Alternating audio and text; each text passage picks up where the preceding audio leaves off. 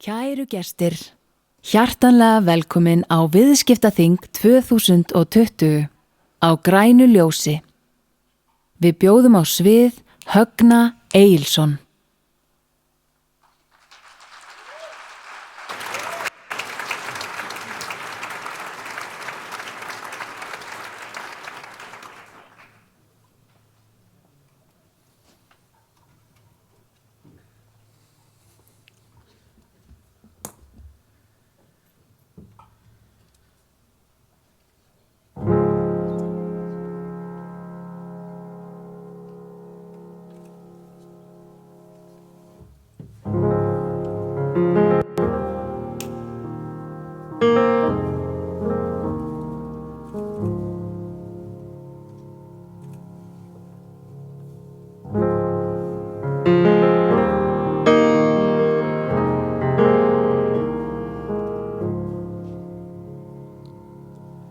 Skjótt dró ég upp það skuggaský yfir dimma dyngjusnævar. Fá að stoppa aðeins, geturðu slökkt á mónitorinu mínu, það svona klikk þar. Afsakið tæknilegir örðuleikar.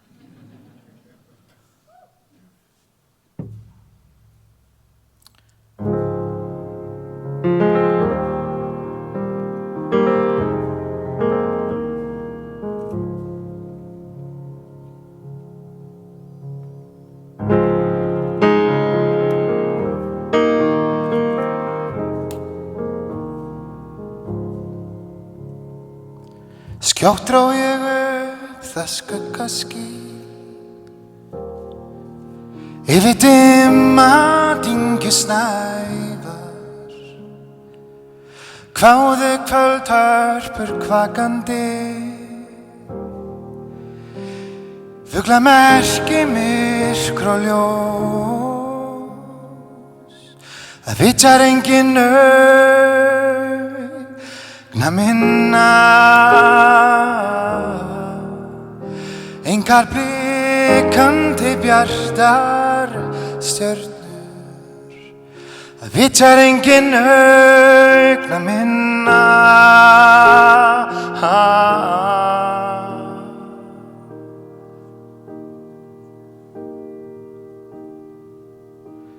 Því ekkert mér indælt utan því. Ekkert mér indælt utan því.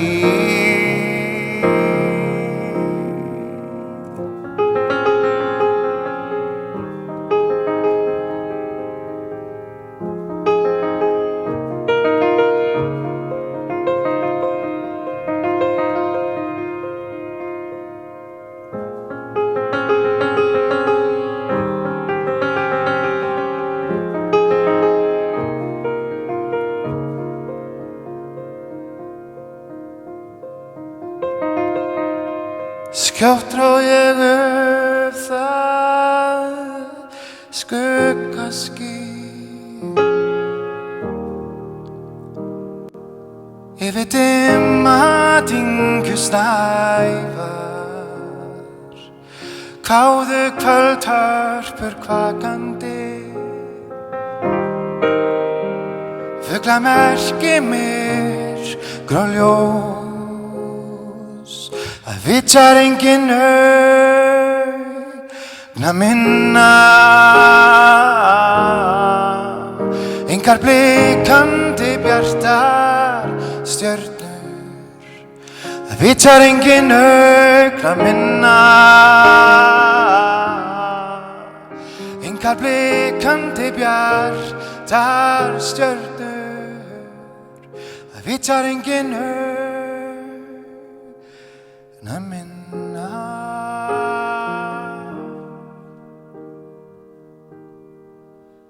Því ekkert mér indælt utan þín. Ekkert mér indælt utan þín. Ekkert mér indælt utan þín. Ekkert mér intakt utan því.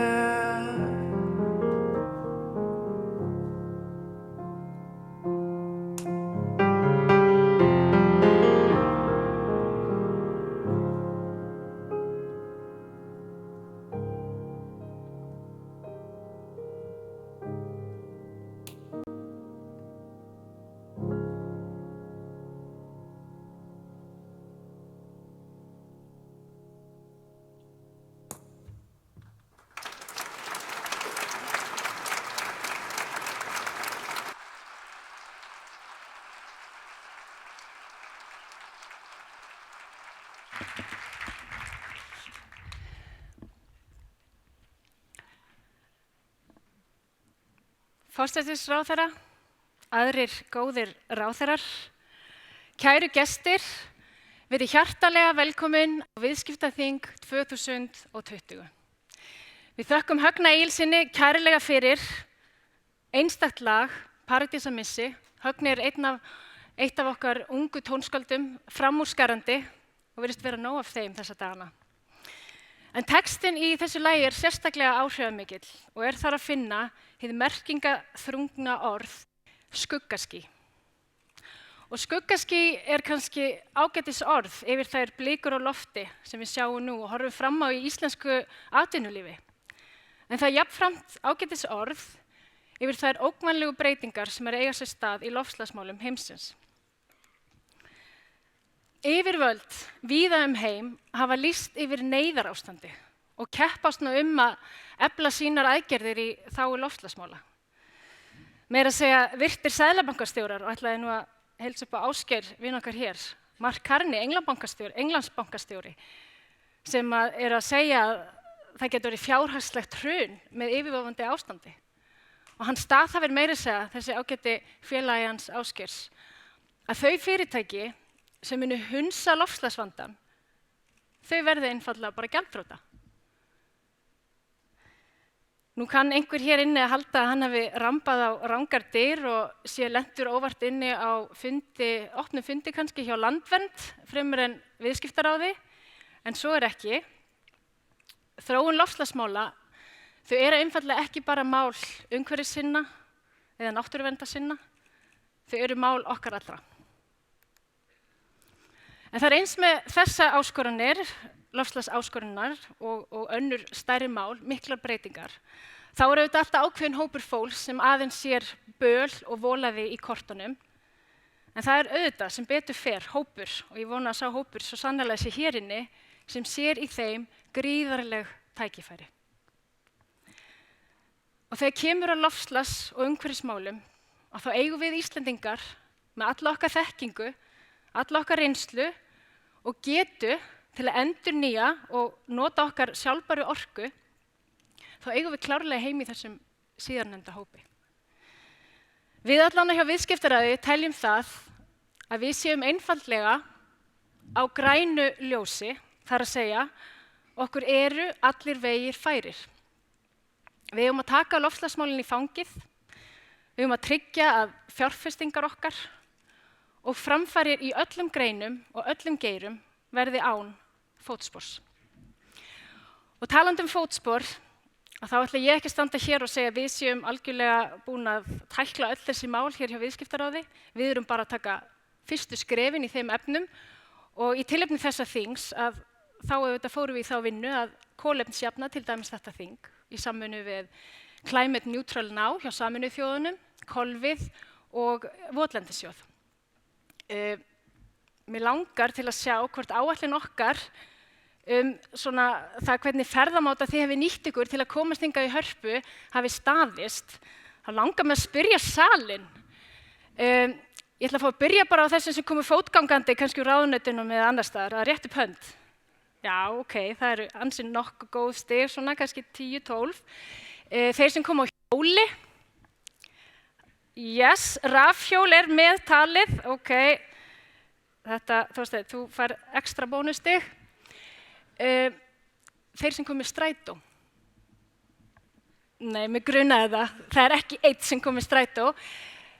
Höldum aðeins áfram. með rafbíl eða tengiltvinnabíl, nú er ég að reyna að fá mig í hópinn hérna líka með. Ok, vel gert, þetta að gerast. Ekki vera feimin, en þeir sem komu á venjulegum bíl, bensín eða dísilbíl. Akkurat. Þeir sem komu á upphakkum, fjórhjóladrifnum, dísel, trukkunum ykkar, við skulum bara ekkert vera rétt upp hönd núna, við skulum bara taka þá eftir. En það ótrúlega leitt að segja það, ef maður horfir á statistíkina, þá erum við Íslendingar einu mestu umhverfissóðar Skandinavíu. Þetta kom mér allan í opna skjöldu. Þannig að það klárlega verk að vinna og við munum heyra meira það síðar. En á dagskránni í dag það mun fjölbreyttur hópur stíga hér á stokk og leiða okkur í gegnum heim ábyrgra fjárfestinga og grænna viðskipta. Þar sem að kröfur á hendur fyrirtækja og stjórnenda eru gjörbreyttar. Almenningur fylgist æ betur með því hvaða fyrirtæki eða stofnanir hafa sett sér umhverfisstefnu, loftslagsstefnu og svo framvegis. Og viðskiptavinir okkar, þeir hika ekkert við að skipta og fara eitthvað annað til þeirra sem það hafa. Þannig að í raun og veru trúverðugleika fyrirtækja í húfi sem og líftíma þess. Mörg íslensk fyrirtæki hafa nú þegar stigið mjög góð skref í þessum efnum og verður sýnt hér á eftir nokkur feikna góð dæmi. En tíminn til þess að taka þessi mál föstum tökum ekki seinna en núna. Ég ætla að fá að kynna hér á svið fráfarandi formann, Katrínu Olgu Jóhannesdóttur. Það hafa verið sannkölluð forréttindi að fá að vinna með þessum drífandi og skemmtilega leiðtoga sem svo sannarlega slitur ekki á skoðunum sínum. Frekar fyrir daginn. Ég vil bjóða hjartalega velkomna Katrínu Olga Jóhannesdóttur. Gefið henni gott klapp.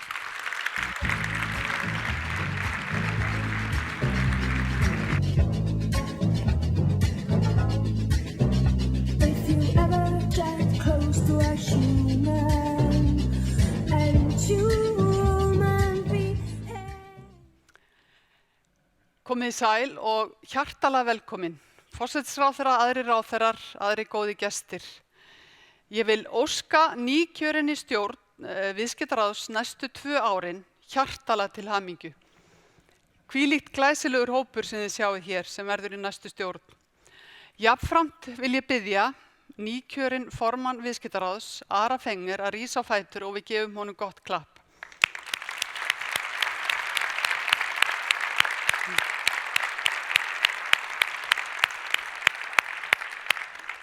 Og bara svo það sé sagt, við Högni töluðum okkur ekki saman dresskód. En vá, 4 ár, hver hefði trúað því? Mikið hrikalega líður tíminn hratt. Fyrir augum mér renna myndir af fullt af greinum, fullt af umsögnum, allt og margar ríkisstjórnir. Pallborð, ræður, viðskiptaþing, það sem við negldum inn tæknibreytingarnar, leiðtogan, núna sjálfbærnina. Og síðast en ekki síst, fólk sem hefur auðgað líf mitt á þessari leið, ég þakklátt fyrir það. En skoðum aðeins stöðuna á Íslandi í dag. Ég held að við getum öll verið sammála það að allar tölur segja okkur að hún mjög góð. Við erum lánveitendur við útlönd, við erum búin að vera með viðskiptaafgang í 11 ár, við erum með lága verðbólgu, lækkandi vexti. Já, við getum bara svolítið slegið okkur eða barað okkur á brjóst og sett vel gert. Ég er líka alveg viss það, hefði eitthvað sagt þetta fyrir 10 árum, þá hefði viðkomandi fengið bjartsýnisverðlaun held í öðru veldi. En það eru smá blikur á lofti sem valda mér áhyggjum. Við sjáum ákveðna stöðnun, við sjáum aukið atvinnuleysi og svona kyrrstöðu. Og ég hef alltaf áhyggjur að því þegar við lendum í kyrrstöðu. En miðað við stöðuna hvað hún góð og hvað tölurnar segja okkur hvað staðan góð, þá höfum við öll tækifæri til þess að breyta þessari kyrrstöðu okkur í hag og láta þetta vinna fyrir okkur. Og þarna þurfa allir að líta í eigin barm og hugsa hvað get ég gert. En kannski ekki síst skipturnar 3 sem stýra hagstjórninni. Það peningastefnan, það fjármálastefnan og það vinnumarkaðurinn. Og þessar skiptur töluðu í kór þegar lífskjarasamningurinn var gerður. Og maður ber svona væntingar til þess að núna sé okkur loksins að takast að vinna saman þessi þrjár breytur. En það sem er kannski erfitt núna að við sjáum að opinberi markaðurinn ekki búin að stíga þetta skref. Þannig að maður hefur að vissan átt áhyggjur hvort okkur beri gæfa til þess að vinna svona eins og fólk á að vinna. Við töluðum hérna saman fyrir 2 árum á viðskiptaþingi tæknibreytingar. Og tæknibreytingar, þær breyta störfum. Og við erum strax farin að sjá það, þær eru komnar þessar tæknibreytingar. Við erum farin að sjá til dæmis sérfræðistörf hverfa, bankageirinn, við sáum það í fyrra. Og ég var aðeins áhyggjur af því að það myndist ákveðin gjá. Það verði framboð af fólki en eftirspurnin verði ekki. Og þá velti maður fyrir sér, hvað getum við gert til þess að þessi gjá myndist ekki og það myndist fullt af fólki sem hefur ekki atvinnu. Það gerum við meðal annars með nýsköpun og vel gert Þórdís Kolbrún með nýsköpunarstefnuna. Frábært framtak. Og ég held að við þurfum öll að hugsa aðeins nýsköpunina og það er svona ánægilegt ég las könnun daginn sem var gerð fyrir Nýsköpunarlandi Ísland og það er mjög ánægilegt að það eru flest allir mjög jákvæðir fyrir nýsköpun og nýsköpunarfyrirtækjum. En það sem er neikvætt, það er gjaldmiðlinn sem náttúrulega má ekki ræða og síðan það aðgengi að bankaþjónustu. Árið 2012 þá muniði McKinsey-skýrslan sem við erum búin að tönglast á mjög lengi, hún talaði alþjóðageirann. Að við þyrftum í rauninni að auka alþjóðageirann til þess að lyfta okkur upp. Við vorum svo heppin að ferðaþjónustan kom, sá og sigraði og bjargaði okkur eftir hrun, en það væri náttúrulega frábært ef okkur tækist að hafa 4 fætur undir efnahagslífinu. Fiskveiðarnar, stóriðjuna, ferðaþjónustuna og alþjóðageirann. Og hvað gerir alþjóðageirinn? Hann byggir ofsalega mikið á nýsköpun. Og þá þurfum við náttúrulega líka að velta fyrir okkur, hver er sérstæða okkar? Og þá kemur að verkefni sem mér langar svo að láta verða að veruleika, en ég stýri ekki. Og það er stefnumótun fyrir Ísland. Mér langar svo að það verði gerð stefnumótun fyrir þessa þjóð. Ég veit alveg að við erum með fjölskipað stjórnvald, það sem við erum með nýsköpunarstefnu, fjármálastefnu, utanríkisstefnu, menntastefnu, en mér langar svo að sjá að þetta verði tekið saman og hugsa, hvernig land viljum við vera? Hvernig samfélag viljum við byggja upp? Hvaða gesti viljum við fá?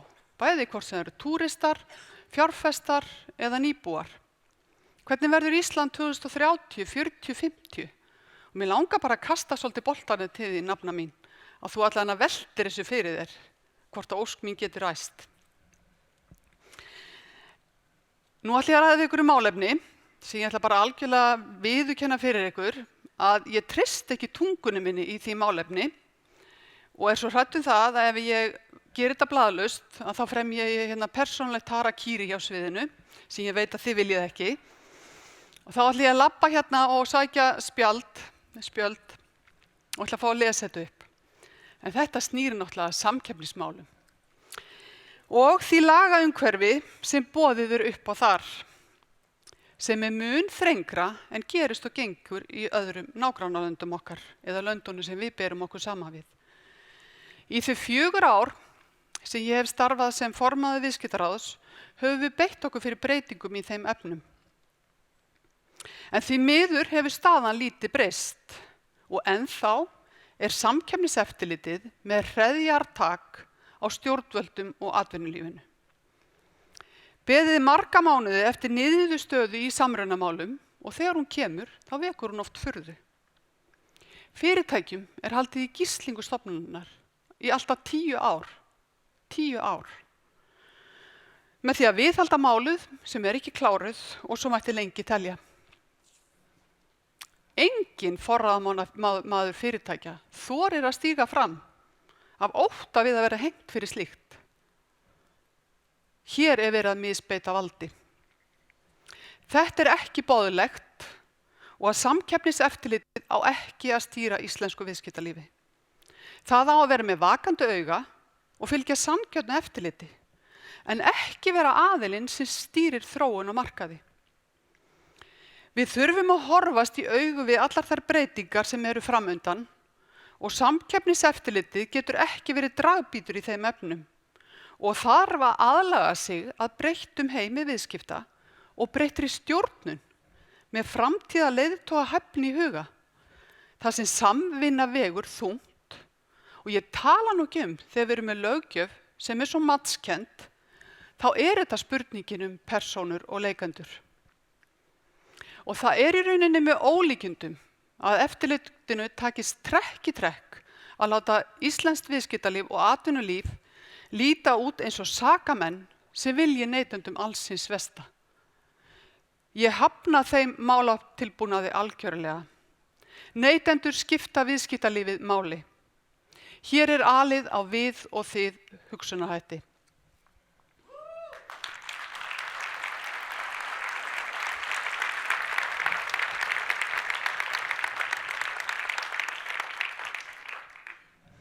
Þá það jafnréttismálin. Héldu að ég myndi gleyma þeim. Og nú ætla ég að tala jafnréttismálin sem jafnréttismál, ekki sem fjölbreytileika. Ég búin að setja þetta í búning fjölbreytileikans af því ég hélt að mig meira að hlusta á mig. Og ég ætla líka að segja það að jafnréttismál eru ekki kvenréttindamál. Jafnréttismál snúa hagsæld heildarinnar, hagsæld heimilanna, hagsæld samfélagsins. Og ég verð líka að viðurkenna fyrir ykkur að ég orðin pínu móð í þessum efnum. Mér finnst eitthvað ganga svo hægt og ég ætla alveg að vera hreinskilin við ykkur. Mér finnst mér hafa mistekið sem formanni viðskiptaráðs á þessum fjórum árum út af jafnréttismálum. Ég ætla líka að segja ykkur það, ég ætla að koma þessu betur á eftir, að ég ótrúlega stolt að vera kona frá Íslandi þar sem við erum númer 1 í jafnréttismálum.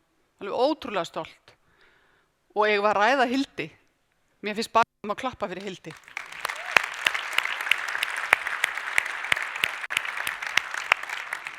En ástæðan fyrir því að mér finnst mér hafa mistekist að þráttur að við séum númer 1 í heiminum varðandi jafnréttismál, þá íslenskt viðskiptalíf númer 68.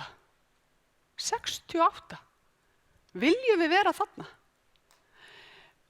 Þegar ég tók við, þá var ein kona, forstjóri í Kauphöllinni, hún Sigrún Ragnar sem situr hérna út í sal. Nú engin.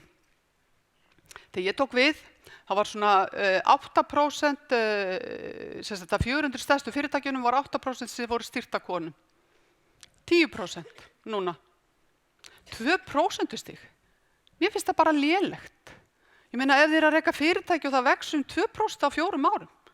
Ég meina okkur finnst okkur hafa mistekist. Mér langar að taka samt, ég ætla ekki alveg að drepa ykkur niður með þessu að þetta sé allt vont, af því að fyrir mér þetta snýst þetta ákvörðun. Þetta snýst að taka ákvörðun og það ég ætla að taka 3 dæmi úr Kauphöllinni fyrirtæki sem hafa tekið ákvörðun. Fyrsta lagi það Sjóvá, algjörlega vinnur alla í Kauphöllinni. Karl forstjóri, kona stjórnarformaður, jafnt kyn í framkvæmdastjórn og 40% karla sitt í stjórn. Síðan það Marel. Árið 2010 þá var 12% af konum sem unnu í Marel. Og því við vitum að Marel karllægt fyrirtæki. Núna þetta 24%. Vel gert, tekin ákvörðun. Hitt fyrirtæki Icelandair. Já, ég veit að Icelandair hefur ekki verið þekkt fyrir jafnréttismál, en batnandi fólki best að lifa.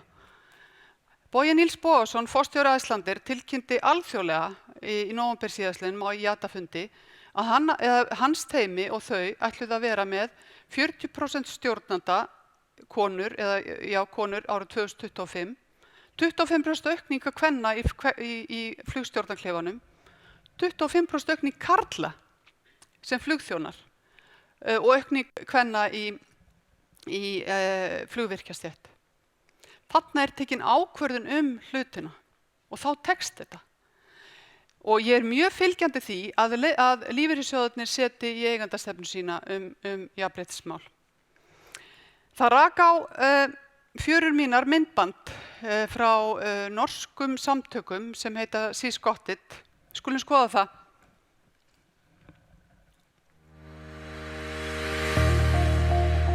Do you agree all men are better leaders than women?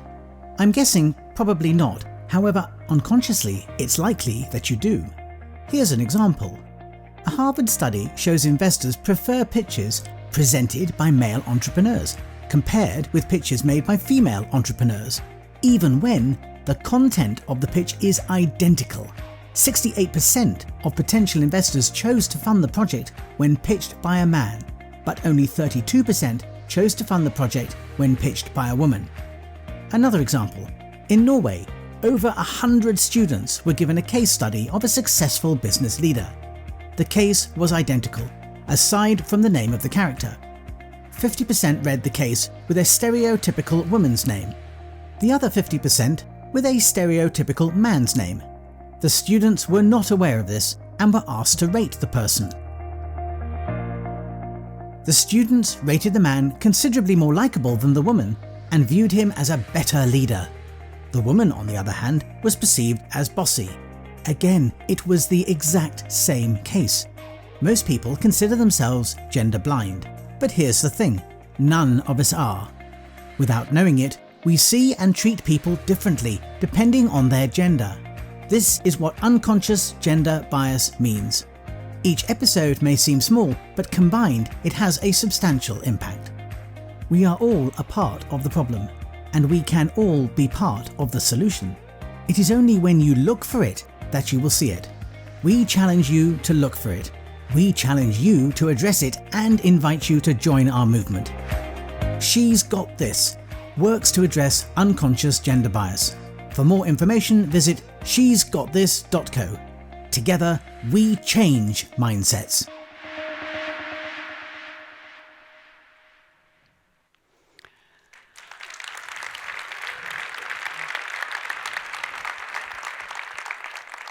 Og vitið hvað ég uppgötaði þegar ég sá þetta vídeó? Ég hluti af vandamálinu. Ég jafnréttissinnin. Ég hluti af vandamálinu. Ég kallger allt. Þeir í Svíþjóð, þeir í Noregi, þeir í Danmörku, þeir í Kaupöllinni, þeir í Æslandi, þeir í Marel. Ég segi alltaf þeir. Ég hluti af vandamálinu, en ég ætla að vera hluti af lausninni. Og mér langar að biðja ykkur sem ætlaði að vera hluti af lausninni að standa upp.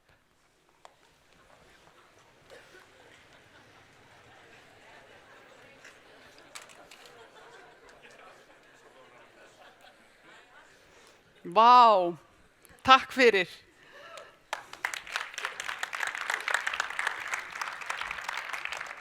Ég var ekki viss, ég eiginlega æfði svona 3 viðbrögð.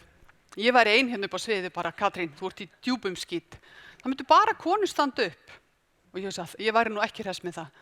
En vá, nú get ég farið bjartsýn frá borði sem formaði viðskiptaráðs og ég veit að Ari Fenger, hann tekur þennan bolta og heldur hann á lofti fyrir okkur. Já, leiðarlok, það í rauninni alveg ótrúlegt. Og mér langar að þakka ykkur öllum hjartanlega fyrir gott samstarf í gegnum tíðina. Mér langar sérstaklega að þakka teymin í viðskiptaráði, Védísi sem samskiptastjóri, Konráð, hagfræðingi, nú ég að muna þetta allt saman, Öglu, lögfræðingi, Ísak, sérfræðingi, Huldu, skrifstofustjóra, Sigrúnu Lilju, forstöðumann alþjóðaviðskiptaráðanna og Ástu Sigríði Fjellsteð. Kærlega fyrir samstarfið. Þetta eitt af flottustu teymum landsins. Ég mun ekki hætta að berjast fyrir íslensku viðskiptalífi. Þið getið alveg treyst því þegar ég stíg hér að hliði. En ég hverf hér einstaklega þakklát. Takk.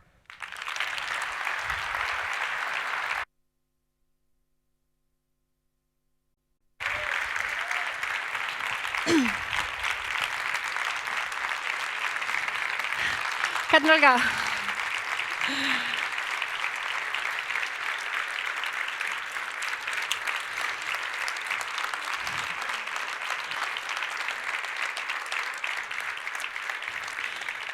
Við þökkum Katrín Olgu kærlega fyrir að vanda skýr skilaboð, en jafnframt þökkum við henni fyrir afar og engar óeigingjar starf sem formaður. Okkar samstarf hefur verið einstakt, en næst á svið ætla ég að fá að bjóða eina af forystukonum okkar samfélags. Hún hefur verið í þeim hópi sem leitt hefur umræðu umhverfis- og loftslagsmál frá því löngu áður en við yfir höfuð kveiktum á perinu, við skulum bara viðurkenna það. Enda fór hún fram náttúrulega með grænu framboði og leit þá til vinstri, en virðist nú svona líta til beggja átta og trúa því að allir vegir séu færir og fá okkur með á vagninn og vill keyra áfram mikilvægar breytingar í loftslagsmálum.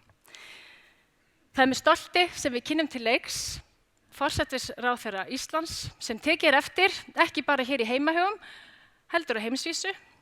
Katrín Jakobsdóttir, gjörðu svo vel.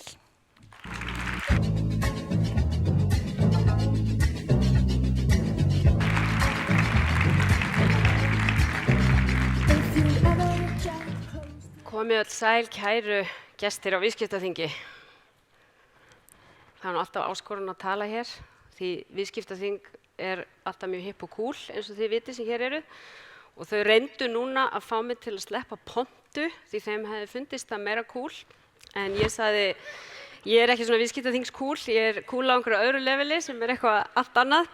En þau fengu mig til að setja á mig þetta headset og ég bara ætla að lifa þetta af, en það verður erfitt.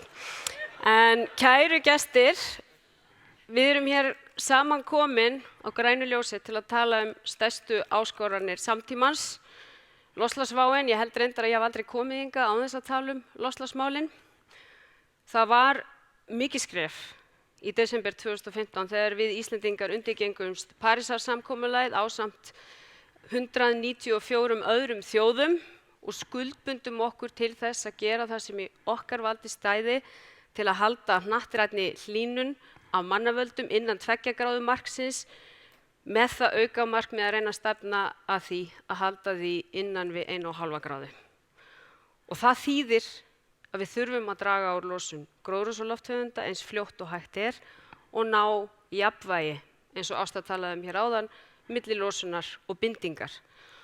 Og þetta hljóma kannski ekki flókið og ég man hvað ég var bjartsýn á Parísarfundinum þegar þetta samkomulag var undirritað, en leið leggur það okkur ríkar skyldur og herðar. Og það hafa ekki allar þjóðir vilja standa undir þeim skyldum. Og það eru vonbrigði að stóra þjóðir eins og Bandaríkin hafi dregið sig út úr þessu samkomulagi. Það eru vonbrigði vegna þess að árangur í loftslagsmálum byggist fyrst og fremst á samstöðu þjóða heims. En það gerir hins vegar ábyrgð okkar hinna ekki minni að einhverju dragi sig út úr. Til að ná þeim markmiðum sem við ætlum okkur er hins vegar mikið verk óunnið. Miðað við tölur frá árinu 2017 sem nýlega hafa verið kynntar losa Íslendingar mest allra Evrópuþjóða. Við getum iljað okkur við góða sögu í fortíðinni. Á fyrri hluta 20. aldar tókum við til dæmis ótrúlega skynsamlegar og afgerandi ákvarðanir þegar við ákváðum að byggja upp hitavituna sem hefur gefið okkur forskot á aðrar þjóðir núna þegar kemur að samdrætti í losun. Austurbæjarskóli var fyrsta húsi sem var upphitað með heitu vatni. En á öðrum sviðum er mikið verk fyrir höndum. Og það er aftur komin þessi tími afgerandi ákvarðana. Stjórnvöld kynntu fyrstu fjármögnuðu aðgerðaáætlunina í loftslagsmálum haustið 2018. Framkvæmd hennar stendur yfir og hún felur í sér 2 lykilmarkmið sem að draga úr losun í takt við þessar skuldbindingar og Ísland verði kolefnishlutlaust ekki seinna en 2040. Og við vorum reyndar meðal fyrstu þjóða til að setja okkur slíkt markmið en aðrar þjóðir hafa fylgt í kjölfarið. Þessi áætlun byggir á 2 lykilþáttum, orkuskiptum í samgöngum og stóraukna kolefnisbindingu. Og þar er boðað að við munum hætta innflutningi á bensín- og díselbílum 2030, við munum beita okkur fyrir innviðauppbyggingu fyrir rafbíla og önnur faratæki sem ganga fyrir endurnýjanlegum orkugjöfum og innleiða efnahagslega hvata til að þessi umskipti geti gengið sem hraðast yfir. Og þetta hefur verið vel af stað.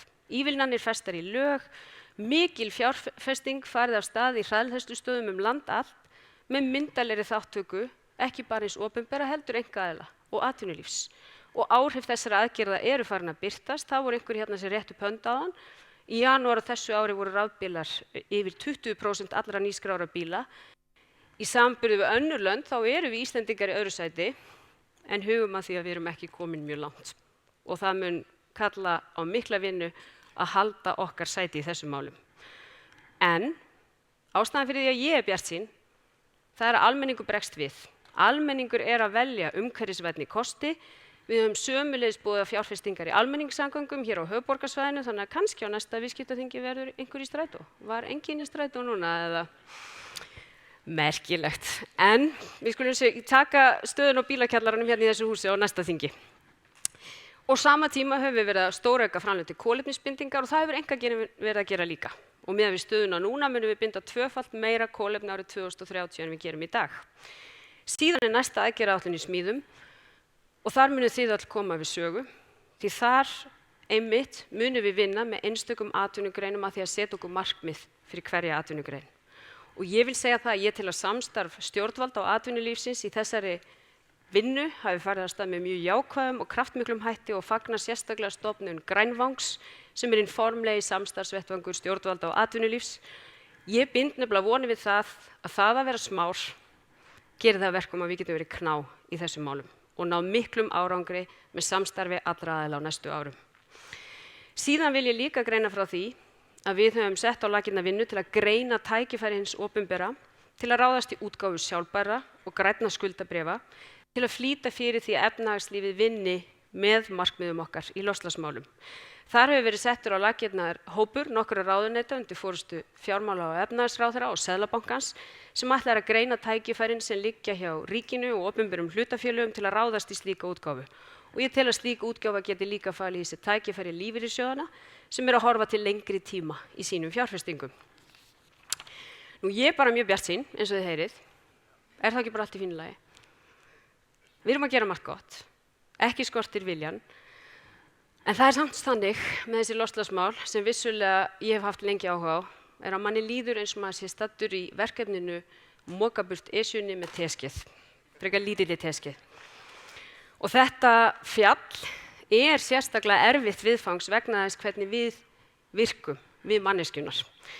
Ég fekk mikinn innblástur daginn þegar ég satt á málþingi heilbrigðismál og hlustaði á Tryggva Þorgeirsson lækni og frumkvöðul á sviði nýsköpunar í heilbrigðismálum. Hann var reyndar ekki að tala um loftslagsmál, hann var að tala um lýðheilsu og lífstíl. Og benti þar á að 70–80% af heilbrigðiskostnaði í vestrænum samfélögum sé tilkomin vegna lífstílstengdra langvinnra sjúkdóma á sama tíma og við verjum aðeins tæpum 2% í forvarnir. Og hann benti á að við menninir erum þannig samsett í þessum málum að meiri hluti þeirra ákvarðana sem við tökum spretti upp úr því sem hann kallaði krókódílaheila. Það er að segja, gamli hluti heilans sem tekur ákvarðanir út frá tilfinningum og löngunum en ekki endilega út frá útreikningum, rökum og skynsemi. Og einhverju leyti geti þessi staðreynd skýrt það að við séum oft að fást við afleiðingar ákvarðana okkar fremur en að taka nýjar ákvarðanir. Og ég hlustaði bara athygli á Tryggva og svo tók krókódílaheilinn yfir og ég fór á búlluna og keypti mér hamborgara og franskar og kók. Ég keypti mér meira þess að kók af því ég var svo gjörsamlega buguð og svo þegar ég var búin að þessu fékk ég mér stóran blandipoka og svo hugsaði ég nú er ég búin að hækka einhvern hjúts reikning hérna í framtíðina en það var bara því ég var búin að borða þetta allt saman. En er þetta ekki svolítið bara svipað? Þegar við erum að hugsa framtíðarheilbrigði jarðarinnar eins og þegar við hugsum framtíðarheilbrigði okkar sjálfra. Við vitum alveg að þú veist, ég hefði náttúrulega átt að sjóða þarna ísu þarna á laugardaginn og fara svo út að ganga í staðinn fyrir bara að fara að horfa á sjónvarpið eftir kókið.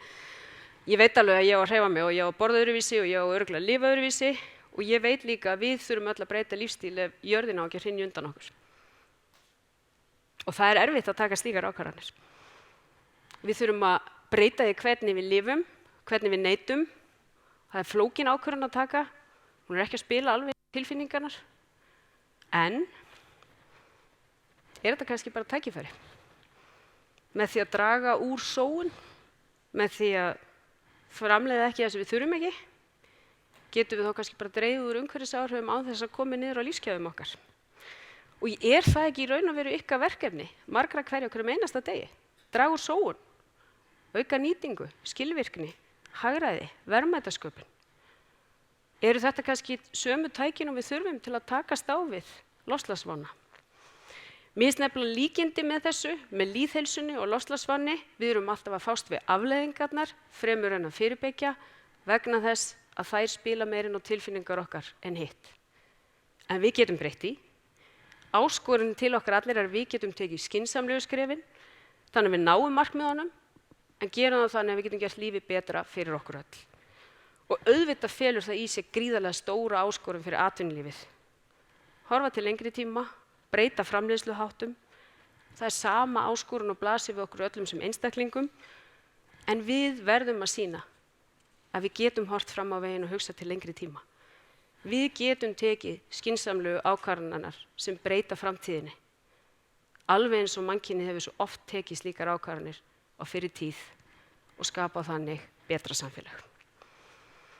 En skuggaský, sagði Ásta og sagði Högni, og það krefjandi að fást við skuggaský framtíðar þegar við þurfum að hugsa líka skuggaský dagsins í dag.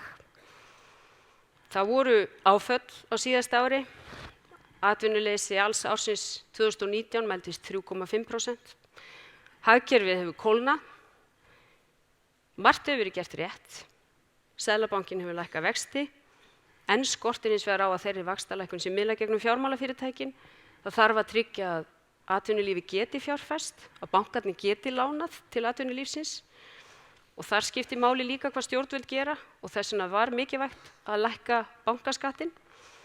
Ríkisstjórnin greiddi fyrir gerð lífskjarasamninga með aðgerðum upp á 80 milljarða króna á gildistíma samningana og það skiptir miklu máli líka að það tækist vel til í þeim samningaviðræðum sem nú standa yfir milli ríkisins og verkalýðshreyfingarinnar.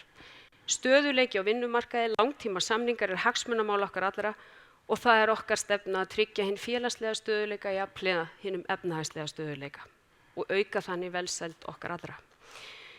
Og þá mikilvægt að hafa búið í haginn, þá mikilvægt að hafa greitt niður skuldir. Skuldahlutfallið var 65% árið 2009. Það hefur lækkað hratt og núna 28%. Þannig að það skiptir máli að hafa búið í haginn, greitt niður skuldir, haft afgang, lækka skatta, bæði á fólk og fyrirtæki og á sama tíma skiptir máli að auka opinbera fjárfestingu. Og við höfum þegar gert það, hún hefur verið aukin 45% frá árinu 2017 og við sjáum það í samgönguframkvæmdum, hjúkrunarrýmum, húsi íslenskunnar, nýjum spítala. Við erum samt bara rétt við meðaltal í opinberri fjárfestingu. Og þörfin fyrir innspýtingu brýn og það hefur ekki bara með efnahagslífið að gera. Þörfin hefur líka minnt illilega á sig að því nú alltaf þegar við Katrín og Olga hittumst þá kemur vont veður, þannig að ég veit ekki alveg hvort við að halda áfram að hittast því þetta hefur verið frekar slæmur vetur. En veturinn hefur sýnt okkur hvar við búum og það skiptir máli að flýta fjárfestingum í okkar mikilvægu innviðum. Við sjáum það í raforkukerfinu, fjarskiptum, ofanflóðavörnum. Það brýn þörf fyrir slíka uppbyggingu til að tryggja jöfn tækifæri fólks land allt og til að tryggja öryggi fólks land allt. Það betri fjárfesting fyrir almenning, tel ég, að byggja upp innviði heldur en að geyma of mikið fé í bönkum. Við þurfum að láta fjármagni vinna fyrir fólkið í landinu og þess vegna lögðum við þær línur í stjórnarsáttmála að dregið yrði úr eignarhaldi ríkisins á fjármálafyrirtækjum til að nýta í innviði í þágu almennings. En því skulu samt ekki örvænta. Við stefnum alveg áfram á að ríkið eigi einn banka. Nei, það var þessi hópur sem ég var að tala við, já. Það var, ég vissi það, þeir voru búin að svo gríðarlega alvarleg hérna, ég þurfti aðeins að vekja ykkur.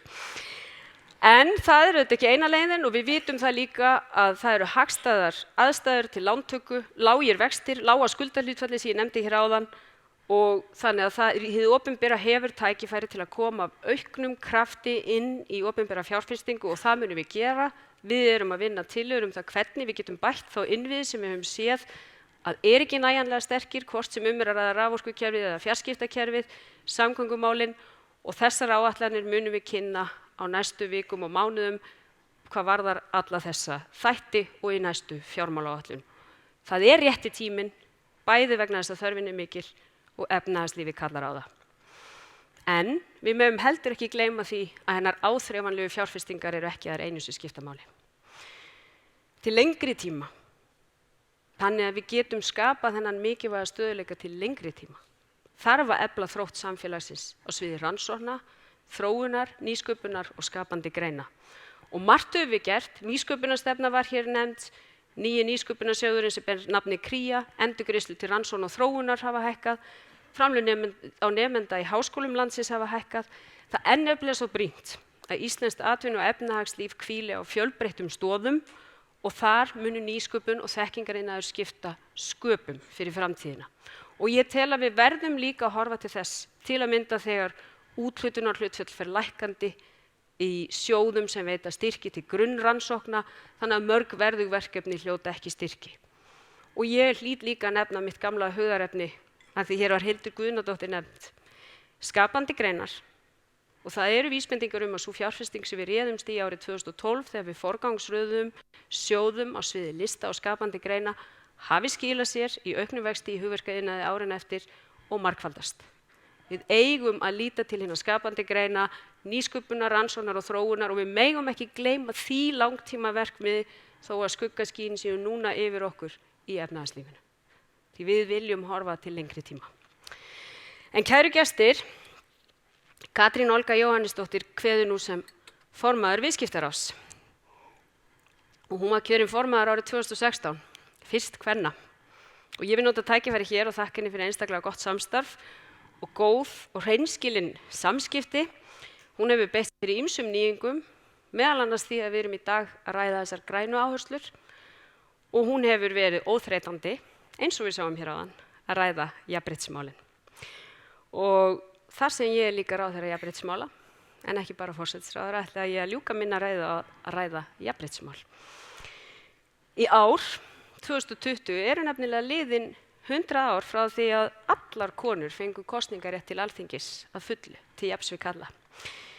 Við fögnum þessu afmæli 2015 því þá voru 100 ár liðin síðan lög voru sett kosningarétt kvenna og þau gerðu upphaflega ráð fyrir aðlögunar tímabili. Og það var til að tryggja að fengi nú ekki allar konur kosningarétt á einu bretti. Og þegar maður kynnir sér umræður þetta mál á sínum tíma, þá hefðu menn, kallar, töluverðar áhyggjur af því að þessi nýfengnu réttindi kynnu að stíga konum til höfuðs og þær mundu jafnvel allar fara að kjósa. Og jafnvel, og það var það versta, sameinast að kjósa bara konur. Og það hefði nú kannski hugsanlega gerst margt annað í sögu 20. aldar, konur hefðu gert einmitt það. En þetta sýnir okkur hvað þessi málaflokkur liggur djúpt. Og alltaf vitna ég John Stuart Mill sem sagði að þetta misrétti væri það rótgrónasta. Að því við erum öll hluti af þessu kynjakerfi. Við ölumst upp við það, það mótar afstöðu okkar og það hefur áhrif á þær ákvarðanir sem við tökum. Og þess vegna gengur þetta oft ansi hægt. Þessi ríkisstjórn hefur beitt sér fyrir ýmsum framfaramálum í átt til aukins jafnréttis. Ný lög voru sett þungunarrof sem undirstrikuðu sjálfsákvörðunarrétt kvenna yfir eigin líkama. Ég hef lagt fram tillögur stórar forvarnir gegn kynferðislegu og kynbundnu ofbeldi og áreitni. Það voru nýlega kynntar tillögur hóps á okkar vegum vernd kynferðislegrar friðhelgi, einkum í sambandi við stafrænt kynferðisofbeldi, lög jafna meðferð og kynþætti og þjóðernisuppruna og lög bann við allri mismunun fólks á vinnumarkaði tóku gildi 2018 og á síðasta ári voru sett lög kynrænt sjálfræði sem færir Ísland aftur í fremstu röð ríkja hvað varðar réttindi hinsegin fólks. Það má segja að jafnréttishugtakið hafi með þessu verið útvíkkað í íslenskri löggjöf og verkefni næstu ára að útfæra betur samspil þessara breyta. Við, stjórnvöld, tökum það alvarlega nefnilega að jafnrétti ekki að fullu náð.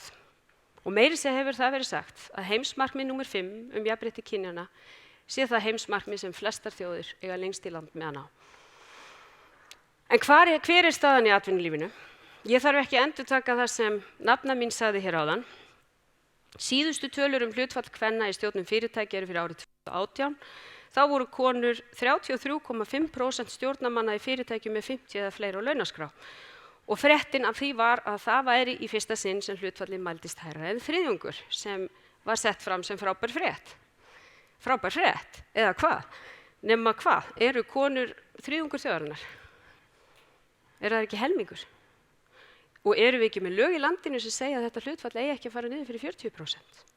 Og hafa þau lög ekki verið í gildi frá árinu 2012? Hér var bent á að allir stjórnendur fyrirtæki Kauphöll Íslands eru karlar og það er athyglisvert í ljósi þess að þetta snýst ekki bara jafnrétti og að gera það sem rétt er. Heldur er það margsannað að fjölbreytni í stjórnum og stjórnun fyrirtækja skila sér í bættum rekstri og meiri hagnaði. Og þá hugsa ég aðeins kosningarétt kvenna. Er þetta kannski eins? Að það er erfitt að gefa sín forréttindi eftir. Og nú má heyra saumnál detta í salnum. Við stóðum öll hérna upp á hann, eða ekki? Af því við ætlum öll að vera hluta lausninni. Og við vitum öll að konur og karlar standa jafnfætis. Það mannauðs sóun sem felst í því að ekki eru fleiri konur stjórnendur í íslensku atvinnulífi.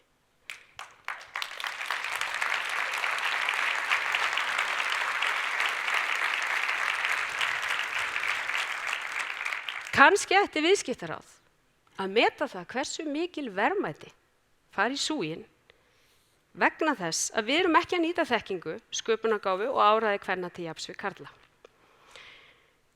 Það kominn tími til að taka sér tak í þessum málum. Það hefur verið til meðferðar á Alþingi Íslendinga þingmannamál þar sem lagt til að sett verði viðurlög við að brjóta kynjakvótalögin. Mér finnst að Alþingi að samþykkja þetta frumvarp. Nú eða ef það þarf einhverja frekar skoðana við, þá á Alþingi bara fela ráðherra að flytja slíkt frumvarp. Og ég trúi ekki öðru en að atvinnulífið fagni því. Því það hlýtur að vera markmið okkar allra. Við stóðum öllin upp á hann að fylgja lögum og ná jafnrétti. Það á ekki að þurfa nein viðurlög til, en það hins vegar ekki hægt að bíða endalaust með að ná yfirlýstum markmiðum okkar jafnrétti. Það einfaldlega ekki í boði. Kæru gestir, Ásta sagði, ertu til í að skamma þig ekki því Katrín Olga er búin að skamma þig svo mikið og ég sagði þetta á bara eftir að versna mín kæra. En ég ætla að segja hér á lokum að það mjög vel til fundið að ræða grænar áherslur á þessum fundi. Framfarir í okkar samfélagi hafa gjarnan eingöngu verið mældar út frá mælikvarðanum verga landsframleiðslu. Hann mælir ekki allt. Verg landsframleiðsla lítils virði ef hún byggist á ofnýtingu auðlinda, ef hún byggist á mengun. Hún líka lítils virði ef fólkinu líður illa og einungis sumir en ekki allir fá tækifæri til að leita hamingjunar og finna kröftum sínum viðnám. Það þetta mikilvæga jafnvægi manns og náttúru sem framtíðin okkar hvílir á og það ástæða þess að við höfum sett loftslagsmálin á oddinn og við höfum sömuleiðis ráðist í vinnu við gerð sérstakra hagsældarmælikvarða fyrir Ísland og tekið þátt í samstarfi meðal annars með Nýja-Sjáland og Skotland þróun velsældarhagkerfa sem ég held að geti gefið okkur miklu betri og heildrænni mynd af því hvernig íslensku samfélagi vegnar. Við stöndum hérna núna 2020, viðskiptaþing eftir 20 ár. Verður nú vonandi ekki krísufundur þar sem hóstandi viðskiptajörar, kannski karlkyns, ræða það hvað í ósköpunum þeir eigi til bragðs að taka þegar allt komið í óefni.